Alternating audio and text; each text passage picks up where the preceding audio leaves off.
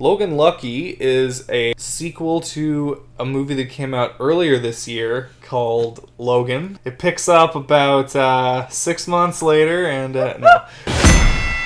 Charlotte Motor Speedway. I know how they move the money. What did you think, Mephistopheles? It does roll off the tongue. I thought Logan Lucky was a pretty solid little heist movie. Mm-hmm. What did you think, Mr. Party Elite, if that is your real name? I thought that the film was thoroughly entertaining. Yes. It's about these two down-on-their-luck brothers who conspire with newcomer actor Daniel Craig to steal the earnings of a local NASCAR track. Charlotte Motor Speedway. It's the biggest race of the year. The way they were talking about it, it seemed like it was a real track, but I know nothing about NASCAR. Yeah, me neither, but I'm pretty sure... It seems... I think the Coca-Cola 600 is an actual NASCAR thing. NASCAR! The movie itself, simple plot, simple characters. Yes. Get it? Huh? Because they're stupid. You Logans mustn't be as simple-minded as people say.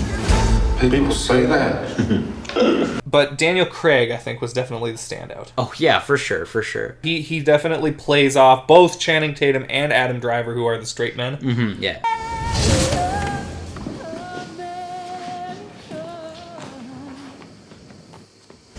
It's pretty impressive. I have to say, for a debut role, Daniel Craig did absolutely amazingly. Yes. And I do hope we get to see him in more comedy movies. Mm-hmm. Good luck to him with his career. Hopefully it goes well. Yeah. I'm about to get naked, so no bacon. I said no bacon. Channing Tatum was really impressive. Channing Tatum was really good. I'm growing to admire him more and more. I have this preconceived notion about him as an actor, and then 21 and 22 Jump Street, I was like, oh wow, he's great in comedy. And then this happened, and it's like, oh wow, he's got an emotional depth to him as well. So yeah. I think he was the standout role. Yeah, he was definitely had a lot of heart. His character. Yeah. Just sold your daughter. I love you, Daddy. Daddy! I have full custody. I'm getting a lawyer. With what money? Adam Driver is funny too. He's the put upon younger brother, and he's sort of just grudgingly going with the whole thing. My life of crime is over. Nice to see him finally get a chance to act. Okay. I didn't really feel like in The Force Awakens he got enough time, but this, we finally see his acting chops. And they've got a pretty good dynamic, but it's not overstated. No, yeah, absolutely. You were just fired. I was let go for liability reasons involving insurance. We got to see some nice character progression, and we got to see some... Like, these are all people with like good hearts. Yes. You know, and good intentions. Seth MacFarlane. Seth MacFarlane's in this movie? Yeah, he's the douchey British guy. That's Seth MacFarlane? Yeah, that was Seth MacFarlane. What? The one-armed bartender. You need to show a little respect.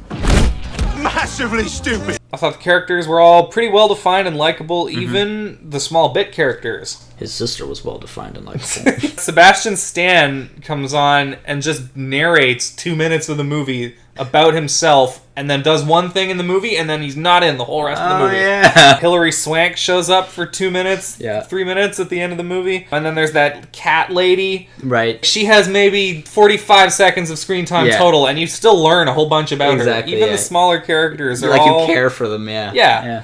This is from Steven Soderbergh, who made, most famously, the Ocean's trilogy. Soon to be a quadrilogy. And it does feel very much like those movies in certain ways, but then in other ways, it feels totally different. Right. And very fresh. You've got carryovers from the Ocean's movies, these long montage sequences set to energetic music that involve people walking badassly down a hallway, set to some sort of big reveal or twist going on the screen. Like, it's got a lot of that kind of same stuff, but it has a very fun, unique, charming style, which sets it completely apart from those movies. Being set mostly in small towns in the American heartland. Yeah, for sure. There's a lot of southern drawl in this movie. Yeah. Just be prepared for that southern drawl. It is very strong. I can see some people not understanding entire sections. There was 1 or 2 lines I didn't catch. Yeah. But overall, I was able to get most of it. Yeah. A lot of, not really stereotypes, but a lot of southernisms. Yeah. I guess you could call them stereotypes. Yeah. Not in a negative way exactly. at all. It's sort of because I believe the director is from that area. Oh. If I could pinpoint one thing that would hold this movie back for me from being a great movie as opposed to just a pretty good one, is that there's not really a hateable villain. Right. Part of what makes the Ocean's movies really, really entertaining, at least the first and the third, is the villains that you're rooting against. In the first one, you've got Andy Garcia, and the third one, you've got Al Pacino. But they're just such scumbags that you want to see them get their comeuppance by the end of the movie. You want the heist to go through successfully, yeah. Yeah, exactly. There's no catharsis. It's just a nameless corporation that they're stealing from, and so that's certainly a passable enough foe to be conquered, because, you know, who likes huge nameless corporations? Right. But it's not an especially interesting one, and it's not one that got me excited for the characters to succeed. Yeah, no. I agree. It definitely needed some adversary.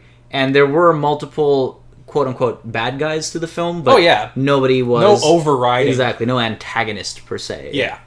I feel like Seth MacFarlane's a good segue into comedy, which was great in this movie. 20 yards. I don't know, maybe 30.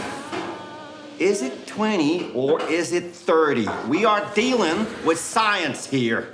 It was plentiful, but not. It didn't overstay its welcome. Yeah. There were some great little visual gags. He has this little checklist of how to pull off a heist, which he's actually checking off. That was great. And playing horseshoes with toilet rims. And the conversation about morality of a heist. All that stuff was great. And I love the a good 5 minutes of back and forth about A Song of Ice and Fire. Yeah, there was this long joke about A Song of Ice and Fire, but what's really surprised me was it wasn't a Game of Thrones joke. It was a Song of Ice and Fire joke. Yeah, and it made references to the current situation between the show and the books. And that joke intros with the only thing they don't ever mention Game of Thrones ever. Yeah, all they say is they mention George R.R. Martin. They make reference to George R.R. Martin and the titles of A Dance with Dragons, A Dream of Spring, and The Winds of Winter, and that hot dragon lady. Yeah. That's it. That's it.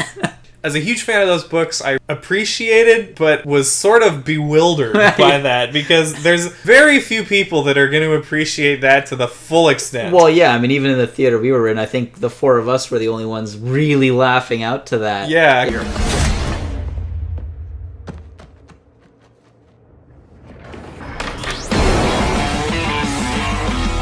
Overall, the movie had a little bit of everything. I mean, it didn't have full-on action, but the tense sequences were tense. Like when the heist was going on, I wasn't sure. Yeah, if they were gonna make it, I wasn't sure. So again, just overall, a very satisfying movie. I would definitely recommend watching it. The movie deserves your money. Definitely a solid movie that is worth your time. Well, also, I'm pretty sure it's an independent film. Really? I think Steven Soderbergh financed half the movie himself. But I think I remember hearing that somewhere. Well, if that is true, then definitely go watch the movie, because that's commendable. Highly recommended. Yeah. Thank you for watching ɓseSHən. Please like the video and subscribe to this channel. And check out some of these other videos as well.